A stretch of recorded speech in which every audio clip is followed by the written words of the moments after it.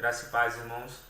Vamos dar início a um estudo baseado sobre família e temos um tema a ser trabalhado, a ser abordado, que é a família nas parábolas de Jesus.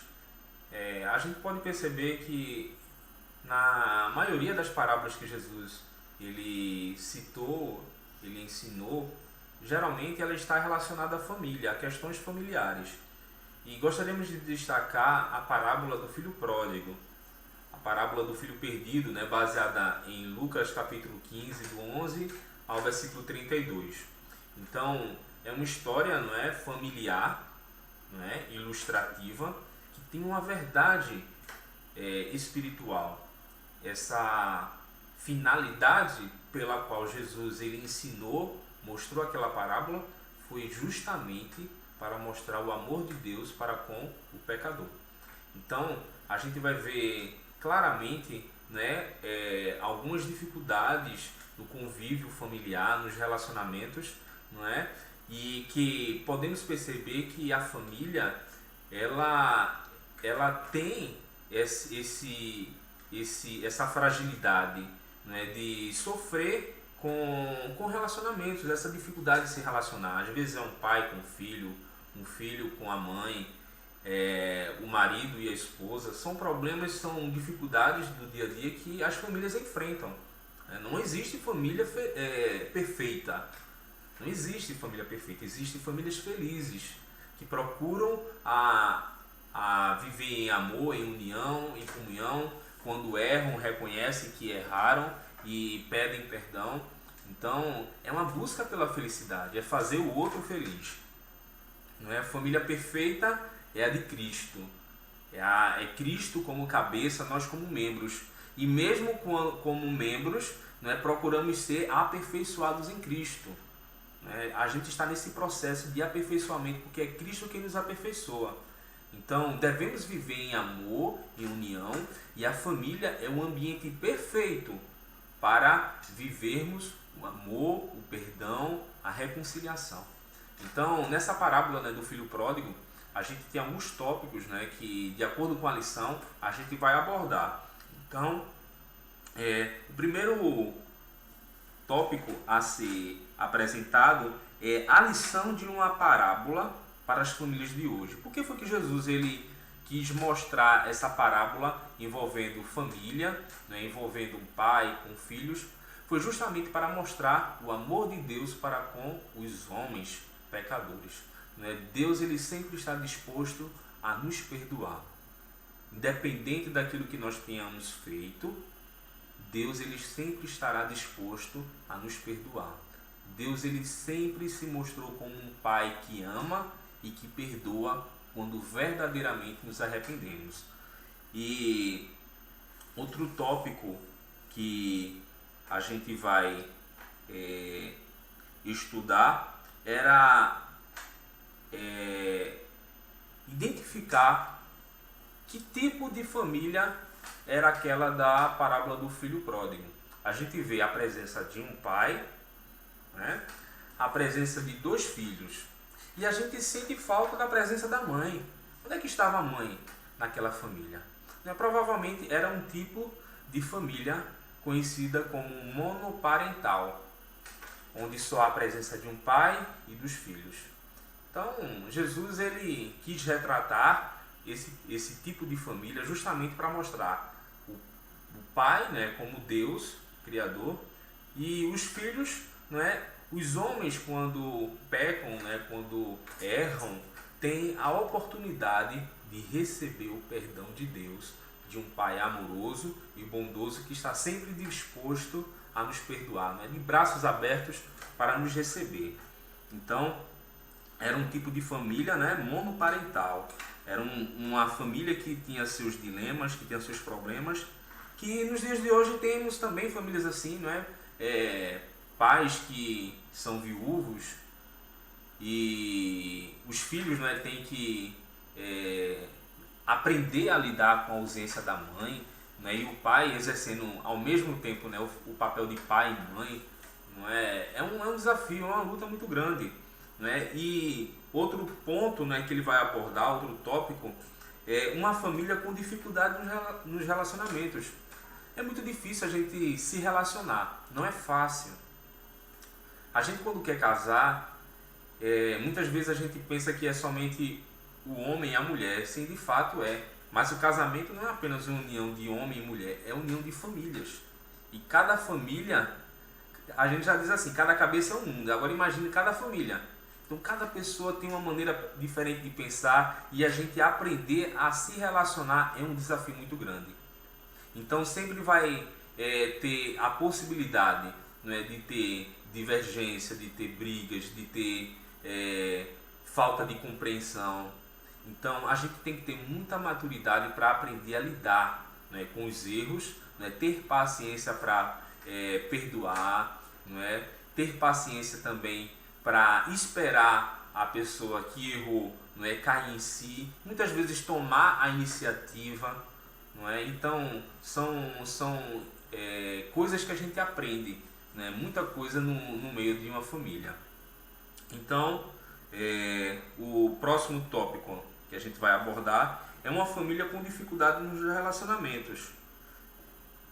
A gente vê que havia uma dificuldade de se relacionar entre os irmãos, né? Havia uma competição, um querendo ser melhor que o outro, um querendo viver a sua vida do jeito que quer. Então, como toda família, nós sempre tem essas divergências, sempre tem essas brigas, e muitas vezes esses relacionamentos impedem a comunhão, impedem a harmonia.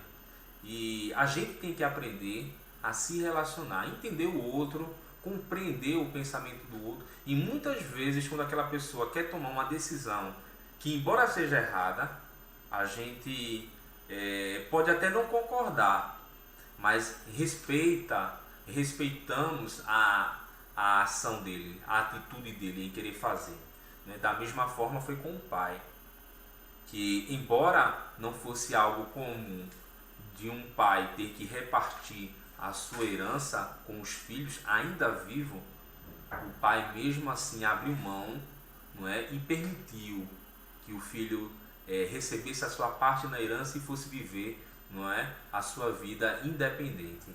Então havia sim essa dificuldade, né, nos relacionamentos, e o pai, não é, ele era o chefe da casa e ele procurava que, de certa forma, aquela família pudesse viver em harmonia. Então ele fazia de tudo, né, para agradar os filhos. E ele consentiu, ele permitiu, não é, que o filho ele saísse e fosse viver a sua vida. Não é? Mas assim, havia uma dificuldade nos relacionamentos. Não é? Muitos relacionamentos, não é, nas famílias, não é, são motivos, não é, de separação, não é, a falta de comunicação, falta de atenção. Então, muitas coisas acontecem por causa dos relacionamentos. A dificuldade nos relacionamentos. Tem que ter muita comunicação, tem que ter muita paciência, não é, nos relacionamentos. Porque se não tiver, ele não vai durar muito tempo. Então, o próximo tópico que a gente vai abordar é o amor que incentiva a liberdade. O amor que incentiva a liberdade. O amor não prende, não aprisiona. O amor liberta. E foi justamente essa atitude do pai. Ele permitiu, ele consentiu que o seu filho fosse viver a sua vida, mesmo sabendo que era uma decisão errada. Não é por isso que quem ama não prende, quem ama dá liberdade, não aprisiona. E a gente pode observar o seguinte: Deus, ele nos ama. E a prova que ele nos ama é porque ele nos deu a capacidade, o direito de escolher, de fazer as nossas próprias decisões. É a maior prova que podemos perceber, não é? Uma das maiores provas que podemos ver em Deus, do seu amor, é a liberdade que ele nos deu.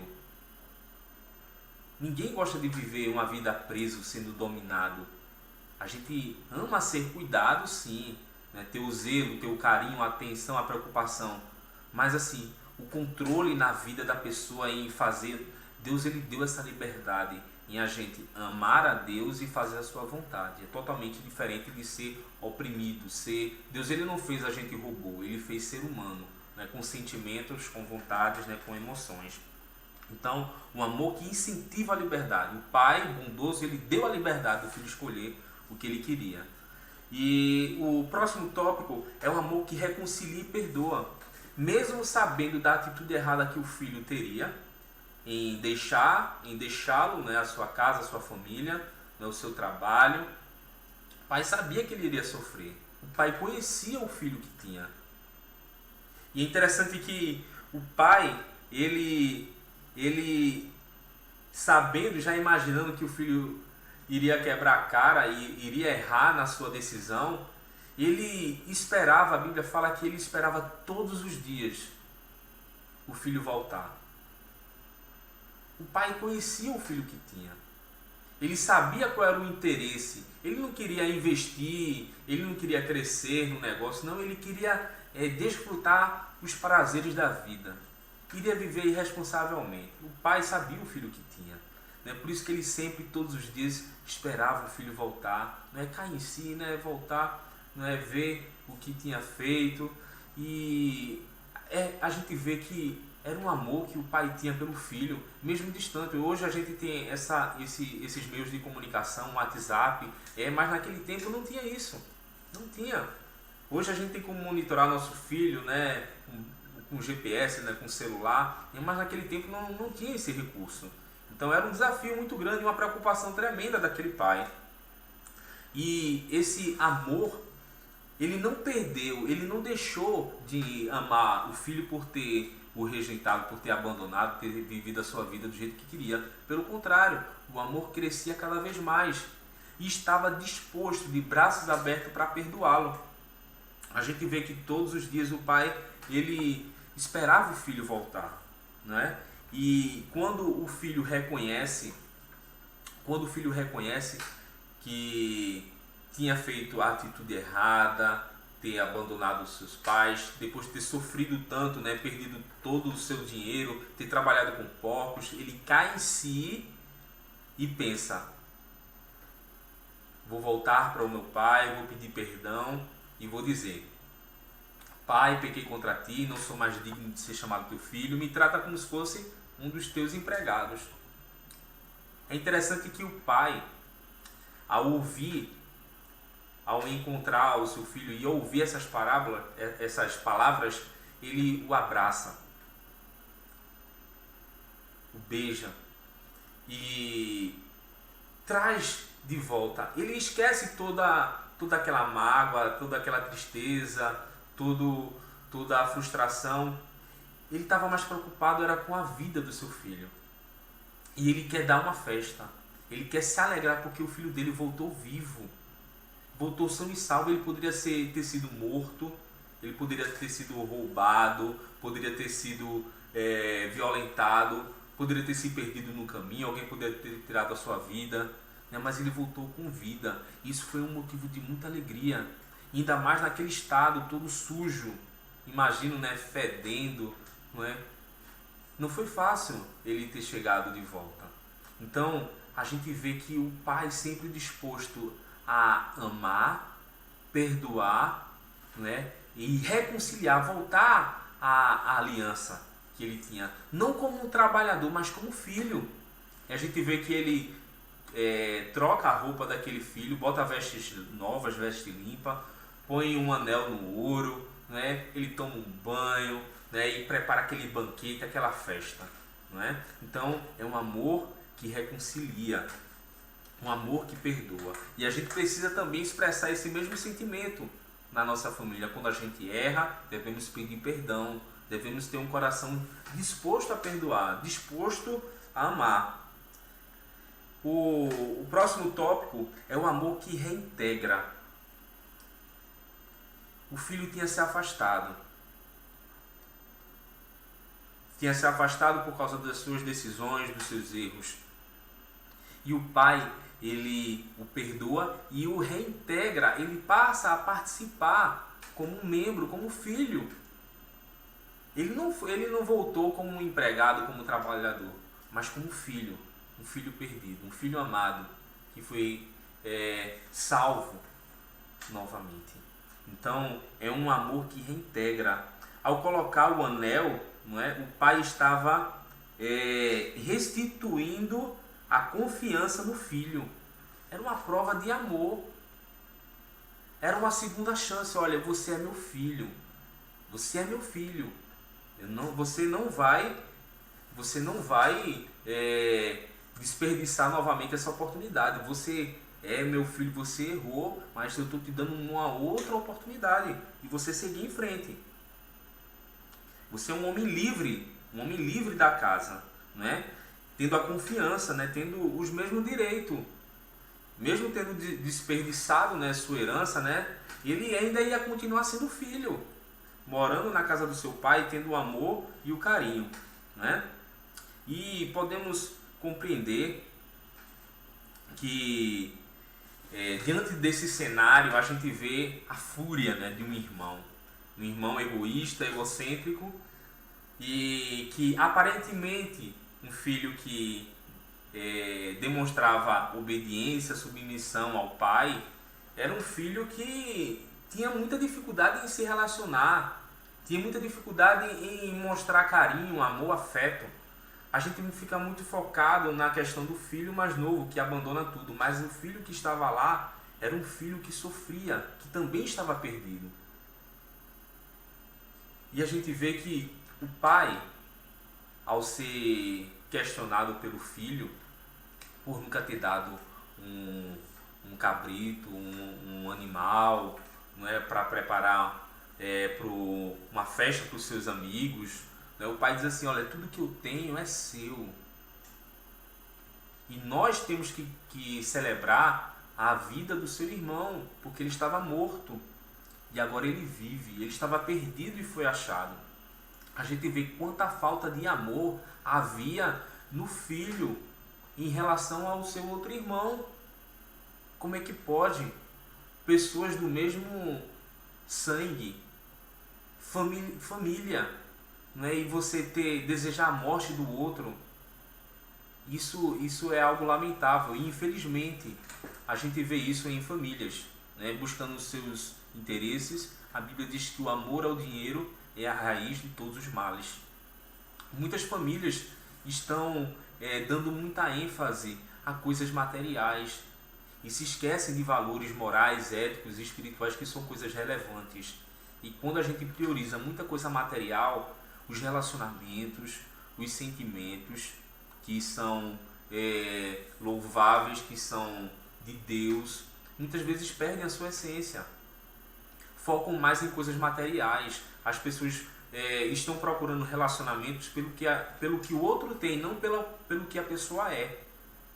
E por isso que a gente vê muitos casamentos, muitas famílias sendo desfeitas, sendo destruídas, porque não tem amor, não tem compreensão, não tem perdão, porque cada um busca os seus interesses. E muitos desses interesses estão envolvidos, estão relacionados com a riqueza deste mundo. E a gente tem que ter muito cuidado. Muito cuidado. A gente, como igreja, a gente como cristão, a gente deve ensinar aquilo que tem valor. Não valor financeiro, mas aquilo que tem valor moral, ético e espiritual, porque isso vai fazer toda a diferença na vida da nossa família. Então, meus irmãos, que nós possamos aprender mais, compreender que a reconciliação, o perdão, deve ser algo essencial na família de todo cristão. É natural que nós venhamos a ter problemas, dificuldades, mas que o amor, o perdão, o reconciliamento seja algo evidente, constante na vida de uma família cristã. Deus ele possa continuar nos abençoando, que nós como família, como povo de Deus, possamos orar mais pelas nossas famílias, para que Deus possa abençoar e que nós possamos glorificar a Deus pela família que Deus ele nos deu. Que nós possamos louvar juntamente com os nossos filhos, com nossa família, louvarmos a Deus, agradecemos a cada dia pelo presente que Deus ele nos deu. Que nós possamos valorizar nossos pais, nossos filhos, nossos irmãos, são dádivas de Deus. E como Davi dizia: ó quão bom e quão suave é que os irmãos vivam em união.